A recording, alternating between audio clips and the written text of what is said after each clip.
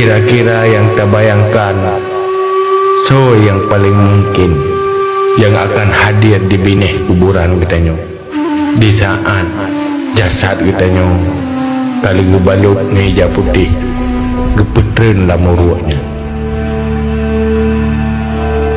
padip draw teh anak katanya yang akan hadir punya katanya na anak so saudara katanya yang hadir di saatnya so yang macam koi runtana di saat katanya hana jil tak bergerak, di saat tubuh katanya gepetimang gepupah kiblat, saat-saat lagian pakiban tanya paling bahagia.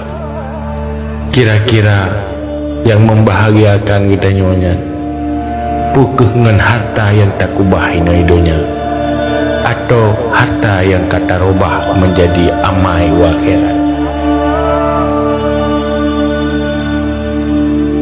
Terbayang ke rotu masing-masing di saat kitanya berstatus jenazah, berstatus mayat, cukup bahagia apabila kita pastikan dosa kitanya kabeh ampun nandu.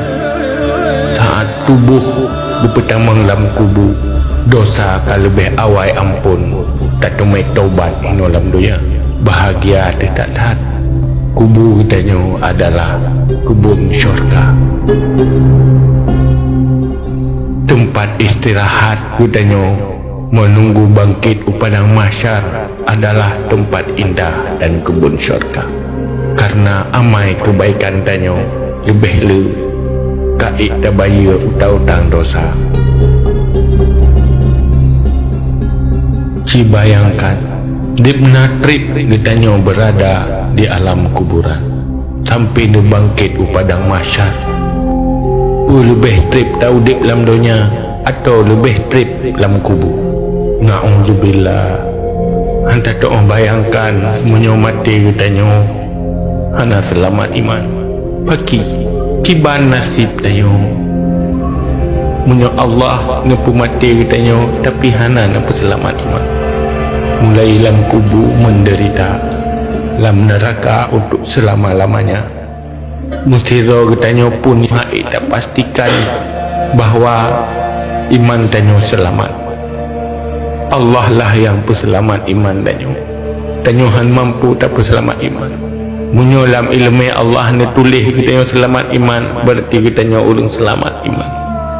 Munyo dalam ilmu Allah tulis tanya urang hana selamat iman bagi Cina waju hakibah Allah ya Allah ni bantulah untuk peselamat iman ya Allah mulakibah Allah baik telak jino dalam detiknya ya Allah Nabi berselamat iman hai tak payah hana tengah-tengah dalam neraka tanya pasti mati tetapi yang hai tak fikir hai tak ingat mati tanya wajan hana selamat iman. Ya Allah, nampu selamat iman kamu memandu selamat imannya segala-galanya bagi kamu ya Allah yang pada muyum dada ya Allah ya Allah kenapa kamu harap lain hana sopa selamat iman kamu selain roh ya Allah kamu hamba yang lain yang hana mampu hanya baron ya Allah sangat menginginkan mengharap memohon baron ya Allah nunggu selamat ya Allah iman kamu